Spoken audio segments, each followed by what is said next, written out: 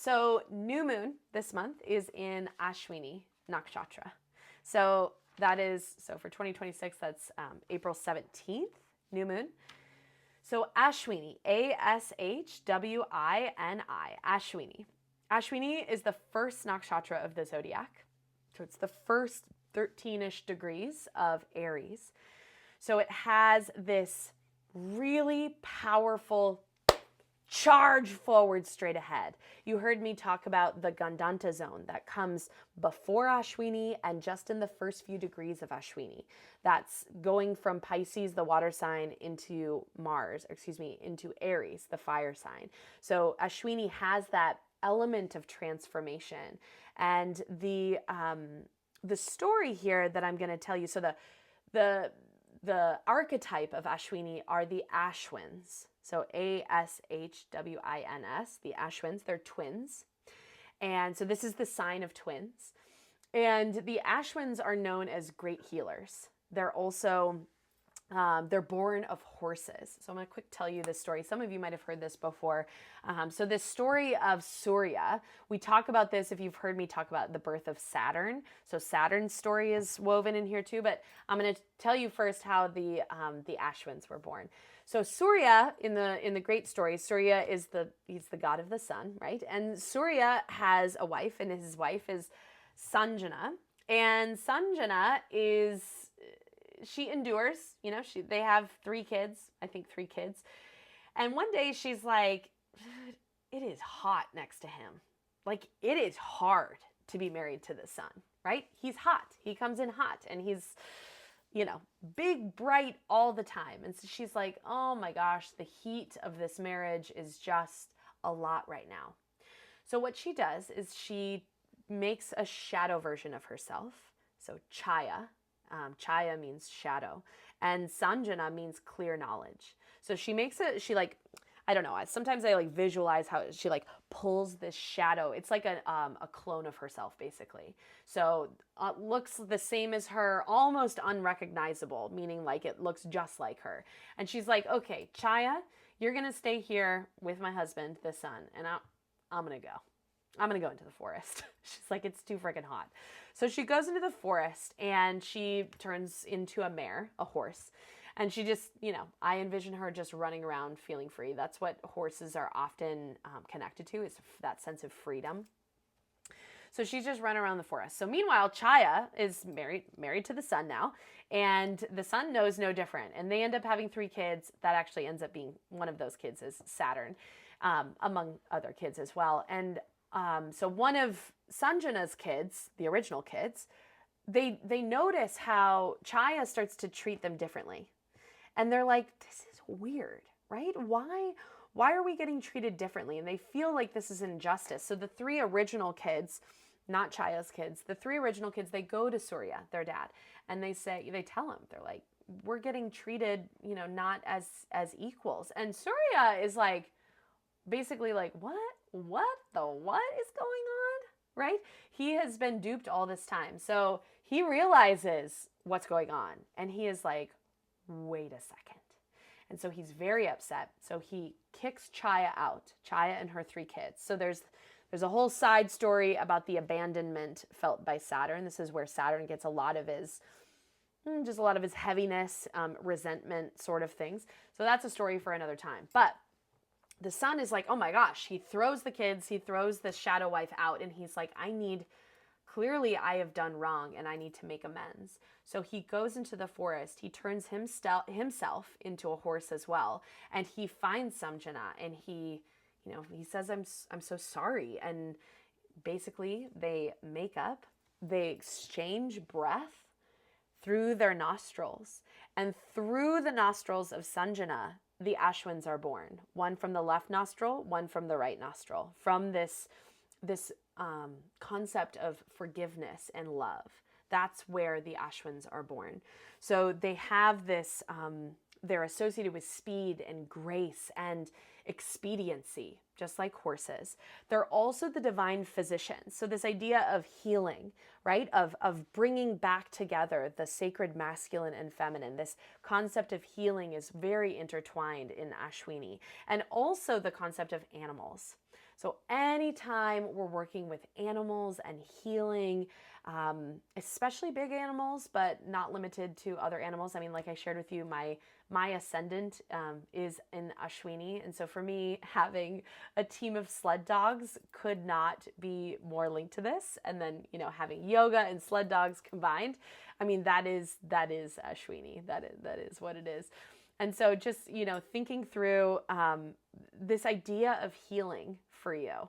And we talk in Hasta, right, about hands-on healing. And here in Ashwini, the call is to call your inner healer, right? Healing is relative. One person's healing from one, chronic disease or disease state or just dis-ease in our life, one person's healing is not going to look like another person's healing. So if there's healing to be done, whether it's between you and a partner in your life, it might be a good time to think about this. Remember, we have all that planetary war going on at the end of the month. And so amongst all of this fighting, how are you finding healing, right? Do you feel at odds within yourself? How can you find that harmony? How can you pull back your shadows into yourself and step into harmony? So Ashwini is ruled by the planet Ketu. So remember, we talked about Ketu, we talked about Kalsarpa Yoga. Ketu and Rahu are always across from each other. They're the planets of karma. And so Ketu being represented by the body of the serpent, right? Ketu, the demon's head was cut off in one of the great stories. The head became Rahu and the tail became Ketu. And so this idea of being headless and not having the head and the intellect and all of those thoughts, if we just had our body, how could we feel into things? And so that's the sort of healing we're looking at, right? These divine physicians of Ashwini, really putting like hands-on healing, massage, just recognizing the power of your own strength. Again, same thing when we talked about Hanuman. It's that deep strength that you didn't even realize you had. If there are practices of Ayurveda and the sister science to yoga, that's really intertwined here with Ashwini as well. So if there are practices like if you haven't yet started scraping your tongue, this month could be a month to do that. If you're looking at balancing the elements within you, I thought I would just also mention in the Kriya for Hanuman, right? We chant Ram 5 times because Hanuman he's the master of the 5 elements. He's the master of desire and of his senses. And so when we're looking at mastering the elements within us, that's being able to look at ourselves and saying, oh, I have a lot of fire right now, and I need to discharge some of that energy. So the 2 principles that we talk about in Ayurveda are like increases like, and opposites balance. So what are you feeling? And how can you either activate, right? Like, so if you have some fire, but you know you need more energy, more fire, then add fire to that. But if you're feeling like you're very fiery and you're very tired and you just need to rest, then the opposite is going to balance. So maybe some more kapha energy or earth energy or water, drinking water, right? That helps balance fire. Okay. Also, the Ashwins, the twins, they are known for restoring sight and hearing. So this reminded me of, I tell all of you all the time. So I was raised in a Christian household, and the stories of when Jesus talks in the Bible, he always talks to those who have ears to hear, right? And so for all of us, Christian or not, that message of like ears to hear, it's not just like you hearing my voice right now, right? We're listening to the birds chirp, we're listening to, the fridge kick on, we're listening to this or that. But this is like deep inner spiritual healing or hearing, right? Hearing the voice of your inner self, hearing your intuition. Those are the ears to hear, hearing the message beneath the literal translation.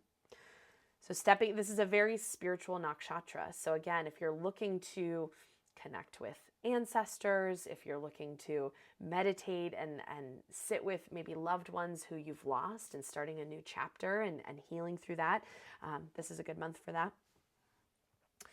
And then really, again, just that symbol of headlet, like the headless K2. So that's why we did a lot of ego conqueror in class today, and anything that helps us step out of that lower version of our mind and into our highest self. So throughout the month, be very mindful of where your head's at.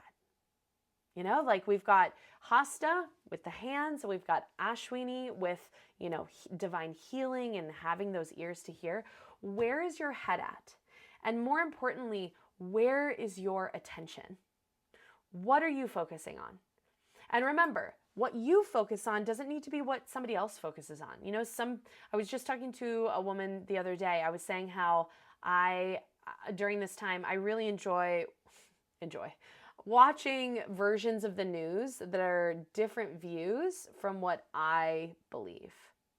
And I do this because I really want to understand how the people in my life who don't see things the way I do, I want to know what they're watching. I want to know what stories they're consuming. I want to know what's resonating with them that I'm not seeing so I can better understand them. And this woman was like, okay, I see that. She's like, but I literally can't handle that. And I was like, hell yeah, right? Like sometimes, I mean, I'm the same way sometimes where like I can't handle that. I can't be so understanding right now. I just need to be, you know, a little bit more inward. And so the amount of intake that you can handle in any given moment is not going to be the same as everybody else. So really focusing on like what's right for you and course correcting as needed, holding yourself accountable. The sun is moving into Aries. So again, forward momentum, that horse energy. This is, you know, 2026 is the year of the fire horse. I guess I know nothing about, you know, Chinese New Year and the animals of the New Year, whatever. But I do know what horses symbolize. They symbolize speed, expediency, and freedom. And they're very big animals. So we're talking about big goals, big movement. So things can move really fast. So are you going to be ready to hold whatever you're charging forward to get, right? So that is Ashwini.